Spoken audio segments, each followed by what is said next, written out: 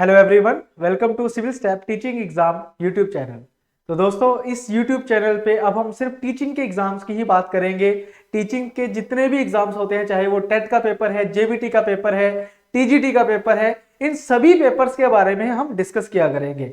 इसके अलावा जो हमारा पटवारी के सेशंस थे या फिर सब इंस्पेक्टर के सेशंस थे, वो हमने हमारे main channel civil step Himachal में शिफ्ट कर दिए हैं। तो अगर आप वो वाले स्टूडेंट हो तो आप प्लीज उस चैनल पे जाके उन लेक्चर्स को देख सकते हो।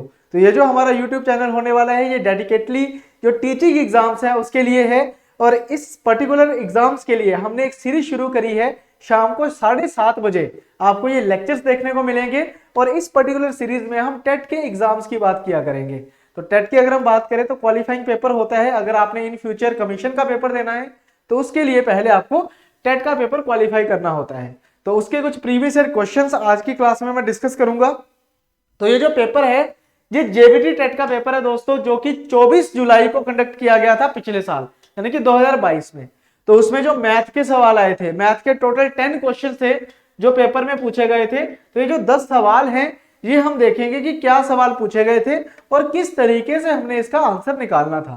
तो शुरू करते हैं दोस्तों आज की क्लास। पहला सवाल आपकी स्क्रीन के ऊपर है।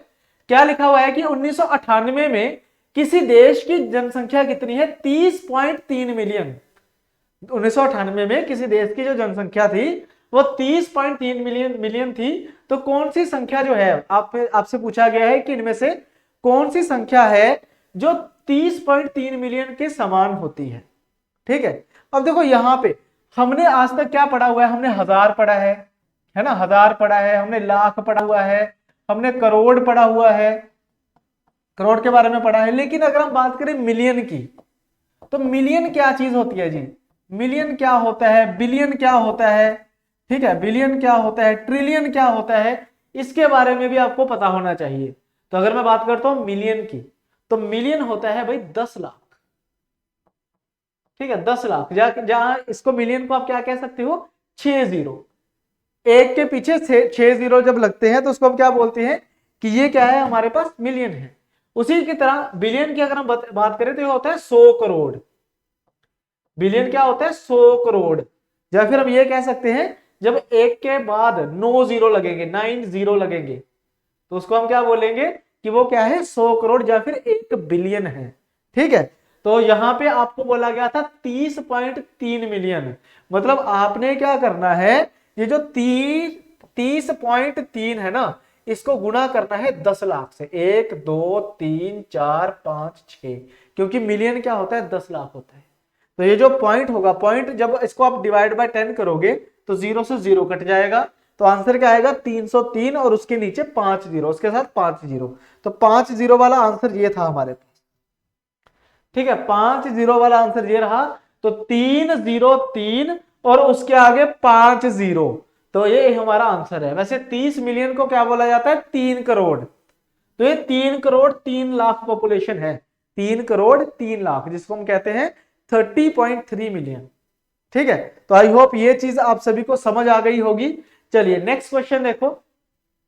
इसमें क्या बोला गया था कि किसी लंब वृत्तीय बेलन के आधार की परिधि 440 सेंटीमीटर है, तो और इसकी ऊंचाई 2 मीटर है।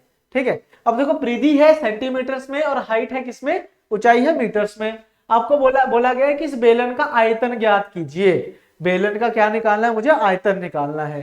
तो भाई अगर मैं बात करूं परिधि की, देखो इस तरीके से बेलन होता है कि नहीं?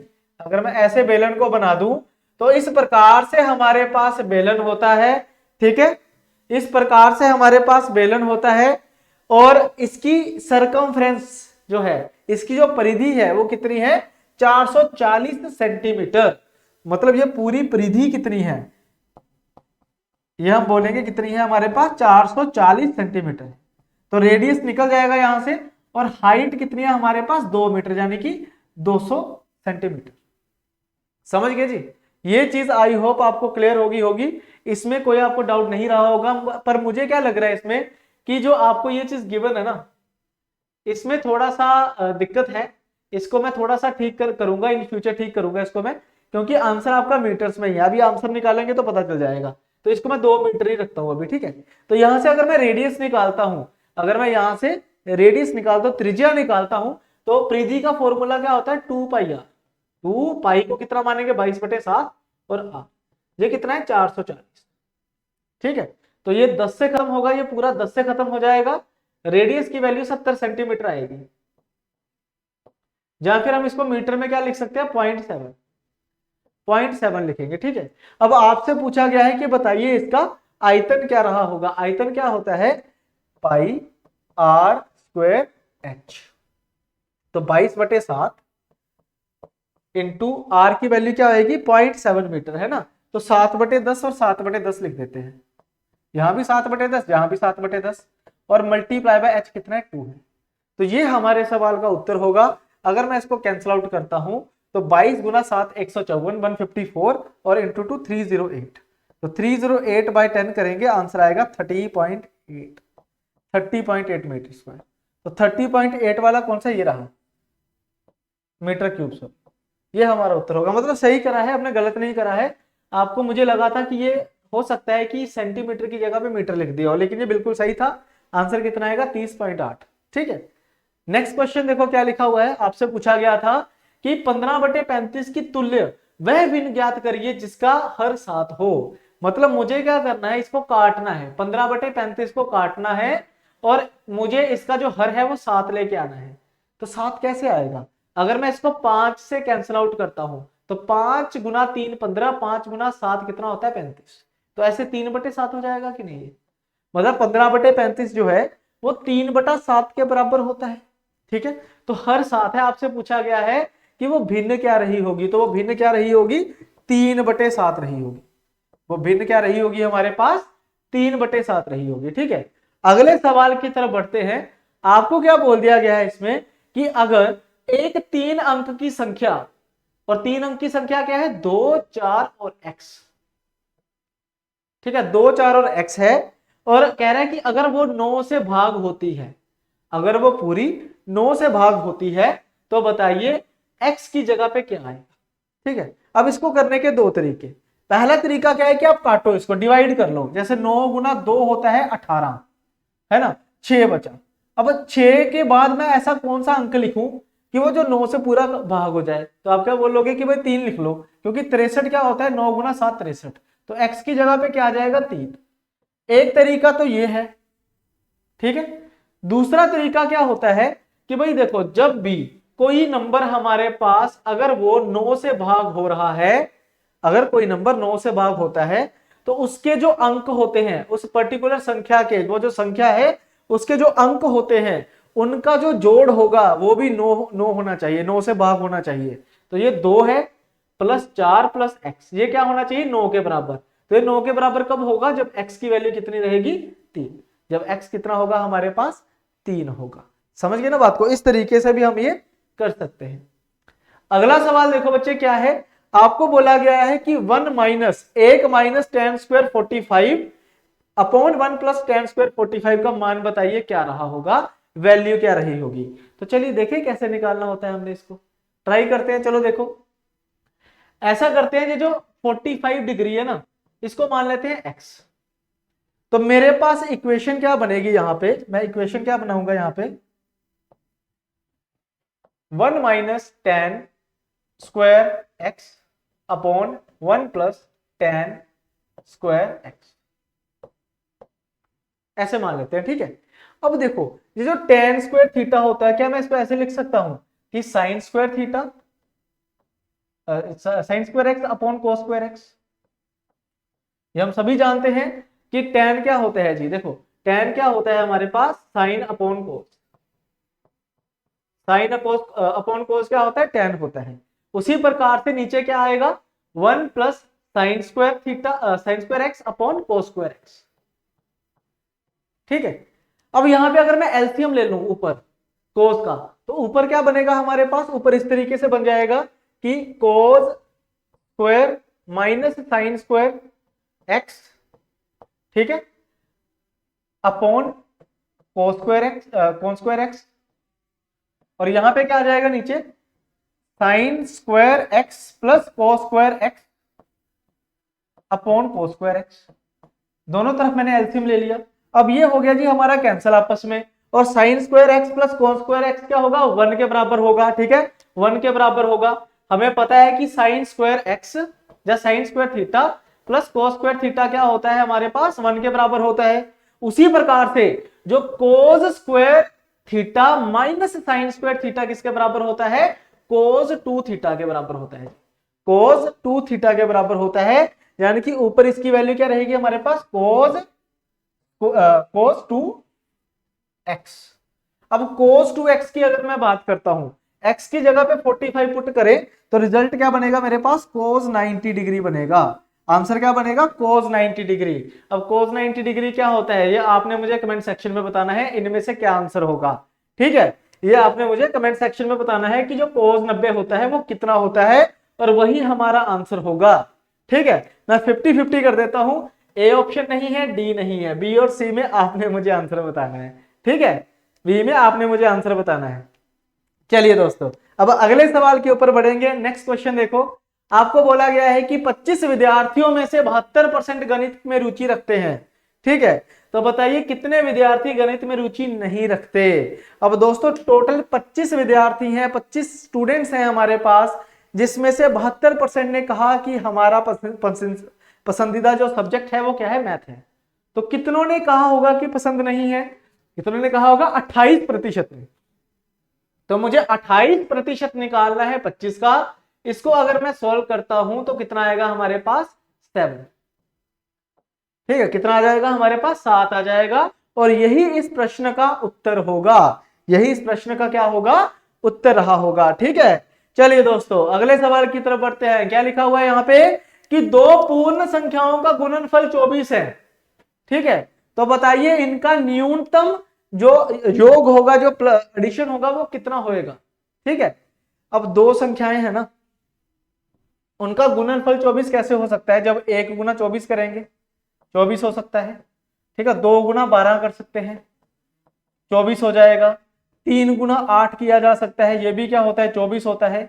6 गुना 4 किया जा सकता है, ये भी क्या होता है, 24 होता है। और तो नहीं होगा कोई, और तो नहीं होगा ना कोई भी। ठीक है, तो आपसे बोला गया है कि कम से कम कितना इनका सम होगा। तो यहाँ पे 10 बना, जहां पे 11, 14, 25, तो सबसे कम कितना बन रहा है, 10। तो 10 इस प्रश्न का उत्तर, 10 इस प्रश्न का क्या होगा, उत्तर होगा। ठीक है, चलिए अगला सवाल देखिए। आपको बोला गया है कि रूट ऑफ, ठीक है, वर्गमूल है 1 plus x, 1 plus x upon 144 is equal to 13/12। ठीक है, अब करना कैसे, देखो इसको अगर मैं एलसीएम ले लूं अंदर तो ये 144 और ऊपर क्या आएगा, 144 plus x is equal to 13/12। ठीक है, अब देखो अगर दोनों तरफ अगर मैं स्क्वायर हटा दूं, दोनों तरफ अगर मैं स्क्वायर हटा देता हूं, इसे रूट हटा देता हूं या स्क्वायर कर देता हूं दोनों तरफ, तो स्क्वायर से रूट हटेगा तो कितना बनेगा, 144 plus x upon 144 is equal to 169 upon 144, यही आएगा जी।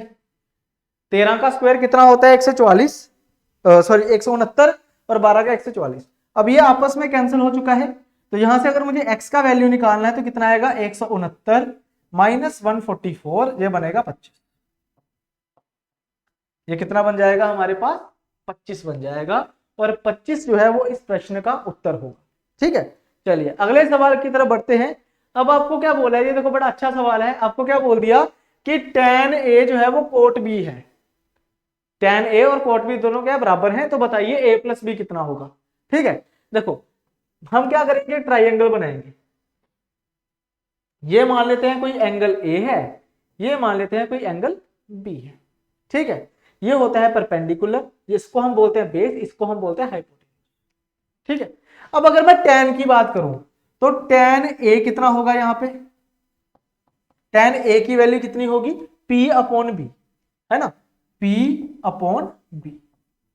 ठीक है, और ऐसे ही देखो अगर मैं बात करूं कोट a की, कोट a की अगर मैं बात, सॉरी कोट b की अगर मैं बात करता हूं, तो कोट b की वैल्यू कितनी रही होगी, देखो tan a is equal to cot b है ना, तो कोट b अगर हम देखेंगे तो कोट का जो बेस होगा वो ये होगा, ये बेस हो जाएगा, और ये क्या हो जाएगा, परपेंडिकुलर। ठीक है, मतलब सेम क्या रहेगा इसका भी, p अपॉन b। तो भाई किस केस में, ऐसा कौन सा केस है जिसमें ए और बी जो है वो दोनों बराबर हो, तभी बनेगा ना P upon B, P upon B. ये दोनों बराबर कब होंगे, जब ए और बी दोनों क्या होंगे, बराबर होंगे, है ना।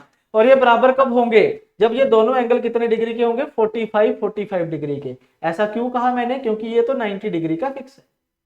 तो जब ए और बी दोनों बराबर होंगे उस केस में tan ए बराबर होगा cot बी के, ठीक है।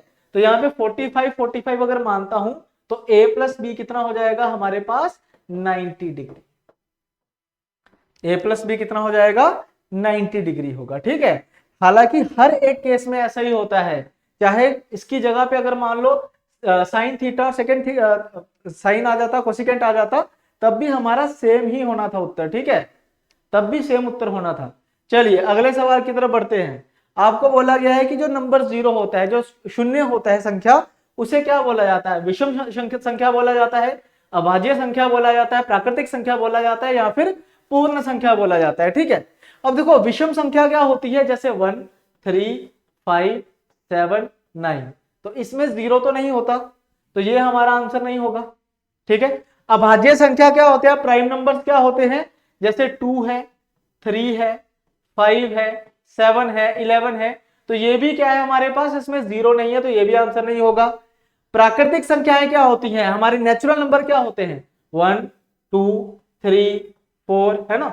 तो इसमें भी अगर आप देखोगे तो 0 नहीं है, तो बचा क्या है हमारे पास, पूर्ण संख्याएं। जो होल नंबर्स होते हैं वो क्या होते हैं, 0 1 2 3 4, तो 0 इसमें इंक्लूड है, ठीक है। तो इस प्रकार से ये 10 सवाल जो थे वो आपसे पूछे गए थे, आपका जो जेबीटी का टेट का पेपर हुआ था 2022 में 24 जुलाई को। तो यही लेवल रहता है टेट का, लगभग हर एक पेपर में आप देखोगे, चाहे वो नॉन मेडिकल का है, चाहे वो मेडिकल का है, चाहे वो आर्ट्स का है, ऑलमोस्ट सेम लेवल ही आपको देखने को मिलेगा। 19-21 का फर्क होता है टेट में, ज्यादा नहीं होता। और वैसे भी आपने सुना होगा कि गवर्नमेंट की तरफ से एक नोटिफिकेशन भी आया था, एक जानकारी आई थी कि टेट का पेपर और आसान करेंगे, यानी कि इससे भी आसान हो जाएगा। तो देखो आपने क्या करना है, अच्छे तरीके से तैयारी करनी है। ये जो YouTube चैनल है हमारा अभी सिविल स्टेप टीचिंग एग्जाम, इनमें आपको टीचिंग के रिस्पेक्टिव वीडियोस ही देखने को मिलेंगी।